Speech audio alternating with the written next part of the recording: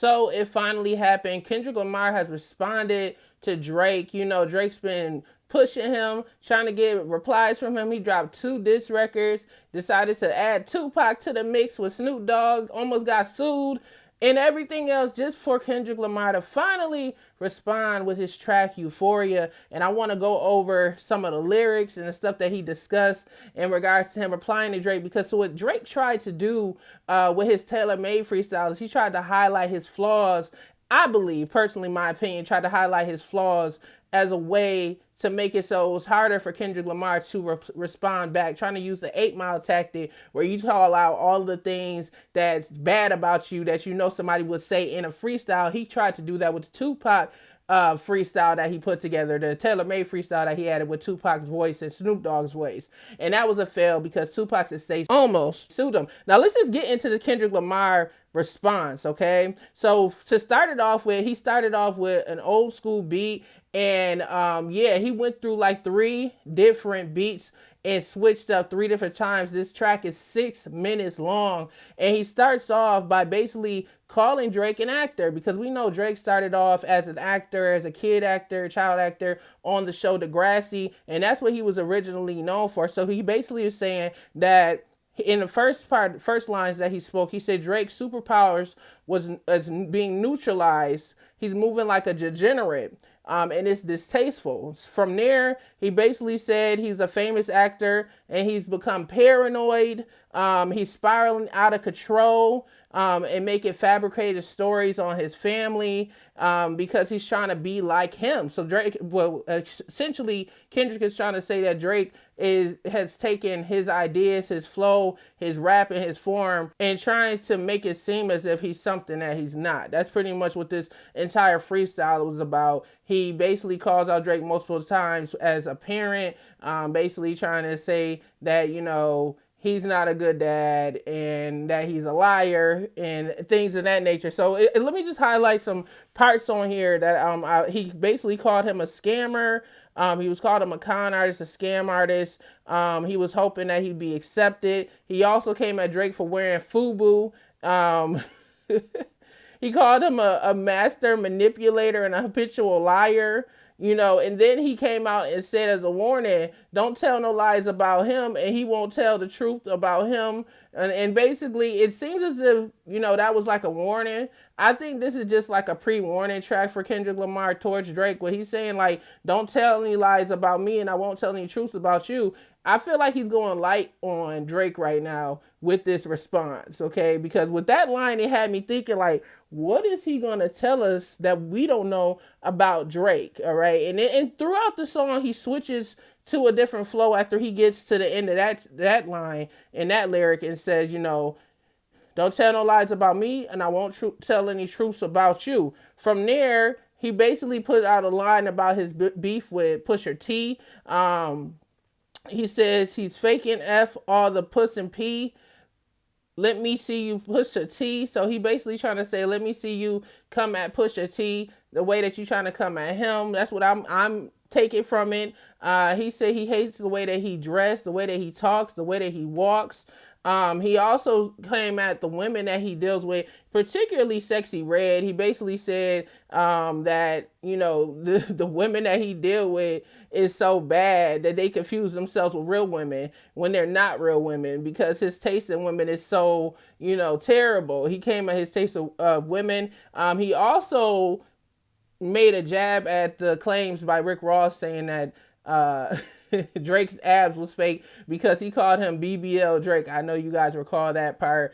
So he mentions in that. Then he switches over and he also calls out Drake for just wanting to be famous.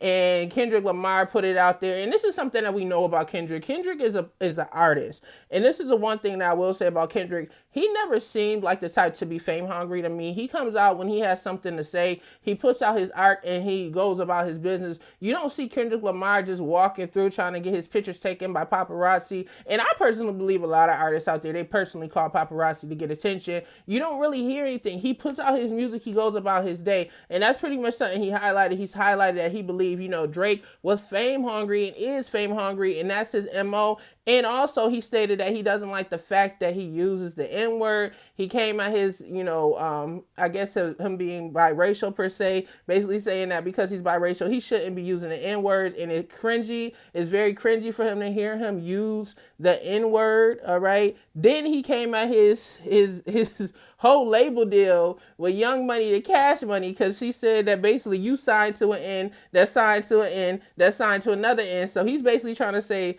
that Drake is signed to Young Money, that's signed to Cash Money, who's associated with another person, with Universal and whoever else that's associated. And the associations that Drake has. He's always claiming a whole bunch of people that's associated with this person and that person. And he's basically, for me, I think what Kendrick is saying is that he's a man, he stands on his own, and he doesn't need to be associated with all these different people to show his realness or his street cred. He's like a real man. And with this particular freestyle, I feel like Kendrick came at Drake's manhood overall. It's just, he basically told Drake he don't have time to be going back and forth with him. He has a son to raise, and Drake don't know nothing about that. And he's coming at Drake in this way because, remember, Pusha P, basically back in the day, I think it was a few years ago, the world didn't know that Drake had a son, right? And when he was battling back and forth with Pusha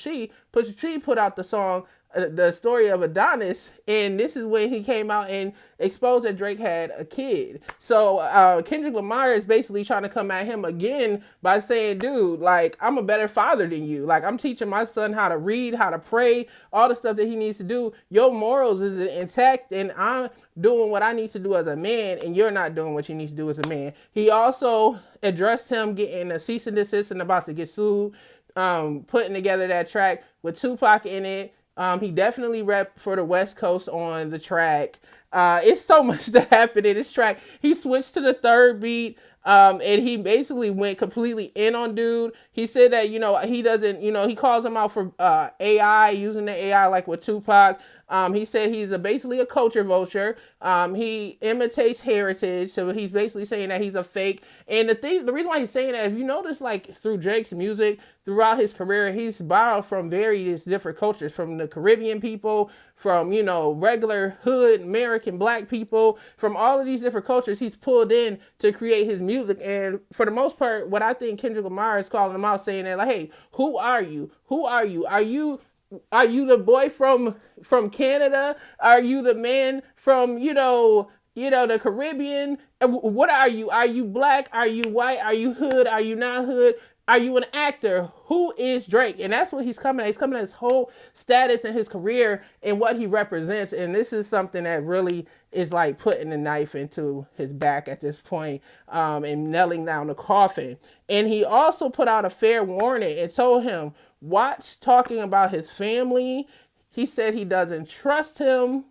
And he says he could take it there if it gets pushed any further. So Kendrick Lamar put this record together, and I really feel this record is a warning for Drake to like calm down on the diss tracks, or he's going to release the information that he knows about him. So this war and beef is far from being over. It's a lot to be said. The internet is buzzing about it right now, but I want to hear your thoughts about the situation. I want you guys to leave a comment. Hit the subscribe button. This is DJ Jericho Podcast, where we talk about entertainment news and world news. But this joint is trending right now, and I had to hop on it real fast and tell y'all about this diss track and what he spoke about and what he highlighted. I know there's so many things that I may have missed, so I want to hear you guys in the comment section and tell me what other lines that stood out to you that Kendrick spoke about, and just share your thoughts on who won between the two of them. Now, at this point, it really comes down to the level of intelligence, right, of who won the beef. Because if you're more simple-minded, I think you would think that Drake won. But if you're not as simple-minded, you'll feel that Kendrick just killed this guy lyrically. And, he's going in directly for his personal life. Like, he's coming at his status as a man. He's saying that he's a little boy. He called him a little boy. He said that he's not a stand-up guy, and he needs everybody's attention to make him feel like he's something. So that's the craziest part about this whole record. I want to hear y'all thoughts. Please leave a comment below what parts of the freestyle stood out to you? The diss track stood out to you guys. This is the official diss track. This isn't no AI. Kendrick Lamar uploaded it on his YouTube channel. So yeah, let me hurry up and get this out to y'all while it's hot. I want to hear your thoughts, and I'll catch you guys on the next video. Man, I just hope it doesn't get violent. That's all I want. I love hip hop, and I love when they do their beefs, but let's just try to keep it on wax. Don't bring it to the streets, y'all. Much love. Peace.